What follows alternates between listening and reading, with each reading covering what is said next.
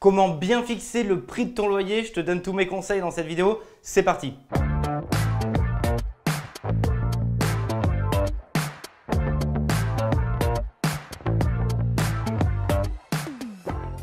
Bonjour les entrepreneurs d'immobilier et bienvenue dans cette nouvelle vidéo où on va parler de comment fixer le prix de loyer de ton futur bien pour maximiser bien entendu ton rendement. Sans plus attendre, je t'invite à cliquer sur le bouton rouge s'abonner, la petite cloche notification, comme ça tu vas pouvoir recevoir l'ensemble de mes conseils dans les prochaines vidéos. Je m'appelle Mickaël Zonta, je suis le cofondateur de la société investissementlocatif.com. On fait investir des investisseurs qui veulent du clé en main à forte rentabilité dans plus d'une quinzaine de villes en France. On est accompagné d'une centaine de collaborateurs pour faire et te constituer ton empire immobilier à toi. Et je suis l'auteur également de ce livre et de ce best-seller. Vraiment un grand merci parce que ça me touche pour tous ceux qui l'ont acheté, qui l'ont lu. Surtout, vive l'immobilier et vive la rente, où je vous donne également tous mes conseils et je vous explique mon parcours, comment est-ce que j'ai fait pour me construire mon empire immobilier. C'est vraiment tout le mal que je te souhaite. Je voudrais qu'on parle aujourd'hui de comment fixer le prix de ton loyer parce que j'ai vu que ça revenait très souvent en commentaire de vidéos YouTube. Donc, je me suis dit que j'allais prendre quelques minutes pour donner un condensé de valeur pour que tu puisses vraiment ici savoir comment faire. Alors, en 1, tu as dû en entendre parler, il y a le coût de la fausse annonce, c'est-à-dire tu diffuses une annonce avant d'acheter ton bien ou quand il est en travaux pour pouvoir le fixer. Franchement, c'est très bien, c'est-à-dire qu'il faut que tu testes la demande en amont. Ça va déjà pouvoir te permettre d'avoir un ordre d'idée, est-ce que tu es dans le vrai, est-ce que tu es dans le faux. Alors déjà, si tu as une annonce et qu'il n'y a pas assez de flux, c'est pas parce que tu as une annonce que tu vas louer ou tu te dis que c'est bon. Il faut quand même que tu aies un certain flux. Pourquoi? Parce que généralement, un appartement, ça ne se loue pas en une seule fois. Alors, c'est valable pour les apparts, c'est valable pour les colocs, c'est valable suivant la catégorie de produits que tu vas faire. On parle aussi beaucoup de tendance de co-living si tu mets du service, c'est-à-dire de la colocation avec service, pour que tu puisses vraiment tester ce prix. Donc, n'hésite pas, tu fais le test ici d'une fausse annonce. Ça va en tout cas te permettre et t'aider de savoir si tu es dans le vrai ou dans le faux. Qui ici a déjà entendu parler du yield management? Si tu as levé la main derrière la caméra, je suis très content parce que ça va te permettre de participer. Je suis très content quand il y en a qui participent, même si je ne te vois pas. Ici, c'est quoi? Ici, c'est la technique des hôtels, la technique hôtelière.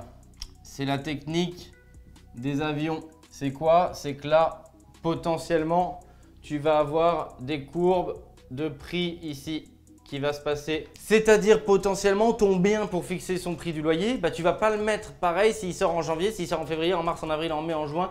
Si c'est un logement étudiant, on sait très bien que si ton bien ici, il arrive sur le marché le 1er septembre, tu doutes que tu es sur le pic ici. Et si, on va dire, ça arrive en février, potentiellement, ce n'est pas forcément le pic. Donc ici, il faut que tu en sois conscient. Alors, ça ne veut pas dire qu'il faut que tu cales ton investissement, ton achat et tes travaux en fonction de ça. Pourquoi? Parce que très souvent, c'est très difficile à obtenir. Tu peux avoir du retard dans ton financement, la banque peut mettre du temps à débloquer les fonds, ton entrepreneur peut mettre plus longtemps.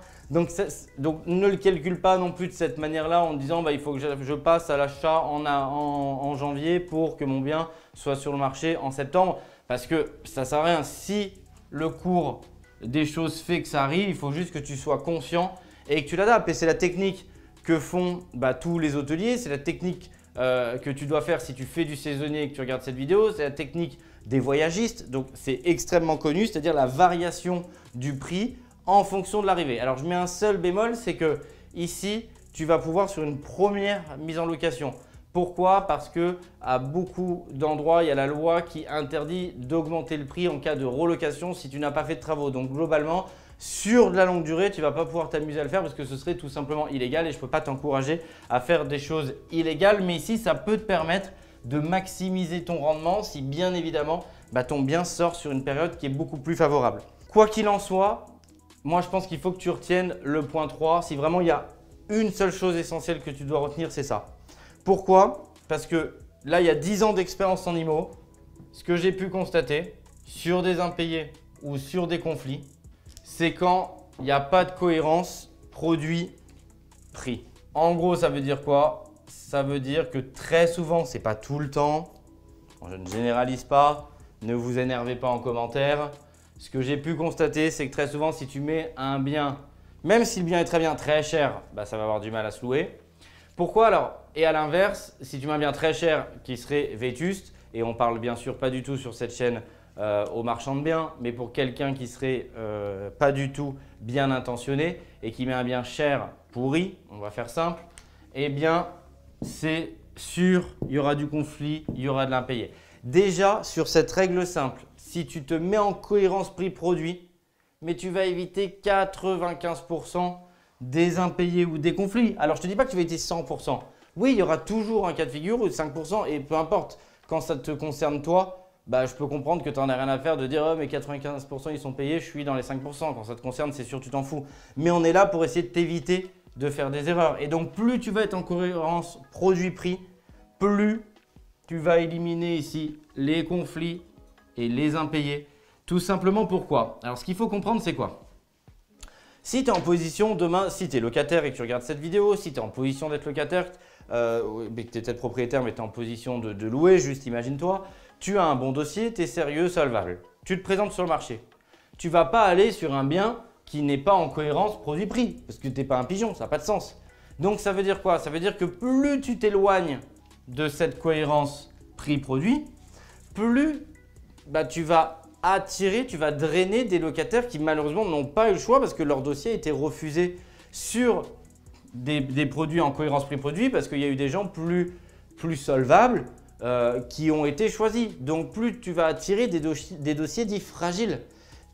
Et plus tu es loin de cette cohérence prix-produit, plus tu as des dossiers fragiles et donc plus tu vas vers un risque d'impayé ou un risque de conflit. Donc vraiment, ce que je peux te conseiller, c'est de lever ta tête de ton tableau Excel, de regarder le bien immobilier que tu as, de regarder le marché ici et d'être en cohérence prix-produit. Et là, tu vas attirer des très bons candidats et tu vas pouvoir obtenir une très bonne rentabilité parce que la base de la rentabilité, c'est un très bon locataire qui en a pour son argent et on aura un heureux propriétaire avec une très bonne rentabilité et un bien qui sera très bien entretenu. Mets-moi en commentaire, j'ai essayé de te le synthétiser, il y a plein d'autres items. Ce que j'aimerais, c'est que tu puisses également le mettre en commentaire pour que ça serve à d'autres personnes de la communauté. Je t'invite à cliquer sur le bouton rouge s'abonner, la petite cloche notification et je te dis à très bientôt pour d'autres conseils. Ciao! Faut-il investir dans l'immobilier à l'étranger, loin de son port d'attache, ou est-ce qu'il vaut mieux investir en France, dans son pays d'origine? Eh bien, c'est ce qu'on va voir ensemble dans cette vidéo.